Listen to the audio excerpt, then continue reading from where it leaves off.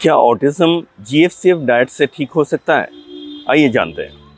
नमस्ते, मैं हूं डॉक्टर दीप्तांशु दास। मैं एक पेडियाट्रिक न्यूरोलॉजिस्ट हूं और सालों से ऑटिज्म पे काम कर रहा हूं। जब हम लोग ऑटिज्म के बारे में बोलते हैं, काफ़ी लोग specially occupational therapist GFCF diet के लिए बोलते हैं। ये जीएफसीएफ एग्जैक्टली है क्या? GF gluten free, CF casein free, इसमें और भी कुछ शायद वो लोग ऐड करते हैं, लेकिन ये कंपोनेंट इसमें कॉमन रहता है। तो जीएफसीएफ का यूटिलिटी क्यों आया और कैसे ये हेल्प कर सकता है या वाकई हेल्प कर सकता है कि नहीं, हम लोग जानेंगे। सिर्फ वही नहीं, इसमें एक्चुअली क्या करने से आपको राहत मिल सकता है और उसके लिए क्या करना चाहिए आपको, मैं वो भी बताऊंगा। उसके लिए अंत तक जुड़े रहिए। आते हैं जीएफसीएफ डाइट पे। तो जीएफसीएफ क्यों और क्या ये ऑटिज्म के लिए रिलेटेड है, डायरेक्टली स्पेसिफिक है? पहले इस पे आते हैं। ग्लूटेन मतलब व्हीट में जो प्रोटीन रहता है, व्हीट या व्हीट फैमिली का जो क्रॉप्स होते हैं उनमें ग्लूटेन नाम का एक चीज़ रहता है। ये हर कोई टॉलरेट नहीं कर पाता है। आप शायद देखेंगे आपके ही आसपास कुछ लोग हैं जो रोटी टॉलरेट नहीं कर पाता है, और अगर ऐसा है तो उनमें ये रेस्ट्रिक्ट करना चाहिए। अगर आप ये नहीं करते हैं, जिनका ये इम्यूनोलॉजिकल रिएक्शन है, ये जाके मल्टीपल तरह का डैमेजेस कर सकता है। ऐसा सोचा जाता है कि ऑटिज्म में इसका एक प्रभाव है। सिमिलर है दूध के बारे में, क्योंकि दूध में केसिन नाम का एक ऐसा ही मटेरियल रहता है जिसमें भी बॉडी किसी किसी का रिएक्ट करता है। तो हर कोई दूध या रोटी टॉलरेट नहीं कर पाता है। जो टॉलरेट नहीं कर पाता है उनको अवॉइड करना चाहिए। तो देखिए, ये ऑटिज्म के लिए स्पेसिफिक नहीं है, ये किसी के लिए भी लागू हो सकता है और नहीं भी लागू हो सकता है। ज़रूरी नहीं है हम लोग सबके लिए या उसी तरह से ऑटिज्म के लिए टोटल रोटी या दूध बैन कर दे। तो इसको करके फ़ायदा नहीं है। लेकिन अगर देखा जाए, किसी किसी का ऐसा टॉलरेंस इश्यूज रहता है, उनमें बिल्कुल रेस्ट्रिक्ट करना चाहिए। एक वहम है, लोग सोचते हैं अगर मैं थोड़ा देता हूँ या कम देता हूँ। प्रैक्टिकली अगर आपको रेस्ट्रिक्ट करना है, आपको पूरा रेस्ट्रिक्ट करना है, और अगर रेस्ट्रिक्ट नहीं करना है, बिल्कुल रेस्ट्रिक्ट नहीं करना है। बीचों बीच काम नहीं होगा। तो ये समझ लीजिए कि उसमें आपको एक्चुअल रिक्वायरमेंट समझना है। अब हम लोग ये जो सोचते हैं कि ग्लूटेन फ्री, केजिन फ्री, ये करके वाकई फ़ायदा होगा कि नहीं। देखिए, ये कॉन्सेप्ट आप ज़्यादातर ऑक्यूपेशनल थेरेपिस्ट के पास सुनेंगे, क्योंकि उन्हें ऐसा सिखाया जाता है। लेकिन ये जो एविडेंस बेस्ड मेडिसिन है, ये थोड़ा अलग है। ये उनका समझ में नहीं भी आ सकता है।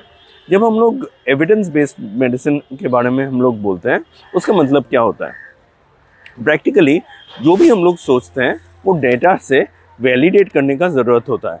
मतलब जो भी है आपको देखना पड़ेगा वाकई डेटा वैसा इंडिकेट कर रहा है कि नहीं।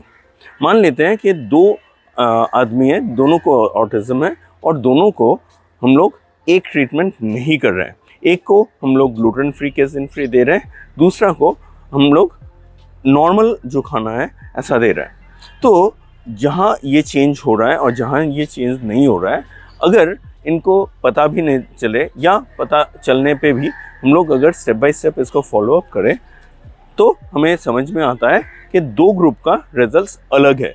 और अगर इनमें फ़र्क है तो इनको हम लोग ट्रेस बैक करते हैं और हम लोग एक्चुअली समझने का कोशिश करते हैं क्या ये वाकई इम्पोर्टेंट है।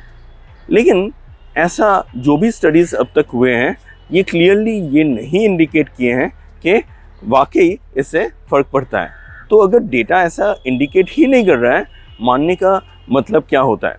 देखिए, अगर आप ऑटिज़म पे काम करना चाहते हैं, आपके बच्चे को ऑटिज़म है या ऐसा कोई परेशानी है, आपको पहले समझना है प्रॉब्लम कहाँ है और कैसे काम करने से हल हो सकता है।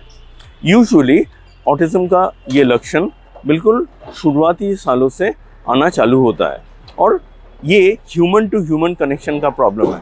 अगर हम लोग ह्यूमन टू ह्यूमन कनेक्शन के बारे में बोलते हैं, यहाँ दो कंपोनेंट आ जाते हैं। एक आता है कि आप और वो सेम तरह से कनेक्ट कर पा रहे हैं कि नहीं, जो यूजुअली ऑटिज्म में नहीं होता है। अगर ऐसा है, आपको नेक्स्ट स्टेप पे जाना पड़ेगा। अगर ये बंदा सोशलाइज ही नहीं कर पा रहा है, किसी से मिल ही नहीं पा रहा है, तो कम्युनिकेशन कैसे आएगा? और अगर कम्युनिकेशन ठीक नहीं होता है, नेचुरली बोलती आने का बात नहीं आता है। फर्दरमोर, बोलती एक चीज़ है, लेकिन बोलती के बिना भी मैं शायद कम्युनिकेट कर सकता हूँ, लेकिन अगर वो भी मैं सही नहीं कर पाता हूँ, मुश्किल हो जाता है। तो अगर मुझे सही तरह से खुद को कम्युनिकेट करना नहीं आता है और उस सिचुएशन में मेरा जो बेसिक नीड्स है वो कम्युनिकेट करना रहता है, हम लोग कुछ बर्ताव यूज़ करते हैं कम्युनिकेशन के लिए। और जैसे ही वो स्टेप बाय स्टेप हम लोग किसी का हाथ पकड़ के खींच सकते हैं, ज़िद कर सकते हैं, इस तरह से हम लोग कम्युनिकेट करने का कोशिश कर रहे हैं। ऐसा ऑटिज़म में होता है। तो अगर इससे भी नहीं होता है, वो ऐसा कुछ बर्ताव करते हैं जो सोशली एक्सेप्टेबल नहीं होता है। तो देखिए, यहाँ essentially it's a skill gap, और स्किल गैप के पीछे कनेक्शन का गैप यहाँ आ जाएगा। तो हमें ऐसा करना है कि इनको नज़रअंदाज नहीं करना है, इनको सपोर्ट करना है ताकि ये स्किल्स वो डेवलप कर पाए। और जैसे ये डेवलप कर पाएंगे, ये अगला जो स्टेप है वहाँ जा पाएंगे। तो इनको प्रॉपर्ली कॉम्पिटेंस डेवलप करना है। और कॉम्पिटेंस डेवलप करने के लिए फर्स्ट जो स्टेप है, जो ज़्यादातर थेरेपिस्ट मिस आउट कर जाते हैं, कि इनके दुनिया में आपका जाना, जब तक आप वहाँ एक्सेप्टेड नहीं होते हैं, बाकी जो भी करें उससे फल नहीं आएगा। और इसीलिए ज़्यादातर सिचुएशन में ऑटिज़म में लोग काम तो करते हैं, फल नहीं आता है। अगर आपको जानना है कैसे ये हो सकता है, और अगर आपको लगता है आप अपने बच्चे पे काम कर रहे हैं लेकिन आपको रिजल्ट्स नहीं मिल रहे हैं, तो हमारा एक मास्टर क्लास है जिसमें आपको पता चल सकता है कैसे हम लोग इस पे सही तरह से काम कर सकते हैं, कहाँ हम लोग गलती कर रहे हैं और कैसे इसमें सुधार ला सकते हैं। इसके लिए मुझे विस्तार से आपको समझाना पड़ेगा, जो ये छोटा एक वीडियो के अंदर नहीं आ सकता है। तो अगर आपको लगता है कि हम लोग हेल्प कर सकते हैं आपको, नीचे दिए गए नंबर पे या लिंक पे क्लिक करके आप हमसे जुड़िए। बिल्कुल हम लोग आपको मदद करने का कोशिश करेंगे। आप कहीं भी रहें, फ़र्क नहीं पड़ता है, क्योंकि इस पे आपका सही समझ ज़रूरी है। और अगर आप वो समझ लेके काम करेंगे, आपको इम्प्रूवमेंट का चांसेस 100% है। देखिए, लोग बोलते हैं कि ऑटिज़म ठीक नहीं होता है। ऐसा नहीं है, लोगों को ठीक करना नहीं आता है। और ठीक करने के लिए जो समझ है, जब तक पेरेंट्स को नहीं होगा, तब तक हम लोग यहाँ से निकल नहीं पाएंगे। आपके साथ आपका बच्चा सारा दिन रहता है, और जब तक आप सही तरह से उसे डील करना नहीं जानते हैं, ऑटिज़म में रिजल्ट्स नहीं आएंगे सिर्फ थेरेपी करके। तो इंटरवेंशंस इम्पॉर्टेंट है। जहाँ जो कोई बोल रहा है आप सुन लेंगे और फ़र्क हो जाएगा, ऐसा नहीं है। तो चारों तरफ बहकना बंद कीजिए और सही दिशा समझिए और फिर अप्लाई कीजिए। ये समझना और अप्लाई करना, ये बहुत इम्पॉर्टेंट है। जब तक आप समझते नहीं हैं, आप अप्लाई नहीं कर पाएंगे। तो आपका समझ एज अ पेरेंट बहुत इम्पॉर्टेंट है। इतना बोल के आज के लिए ख़त्म करेंगे। नमस्ते।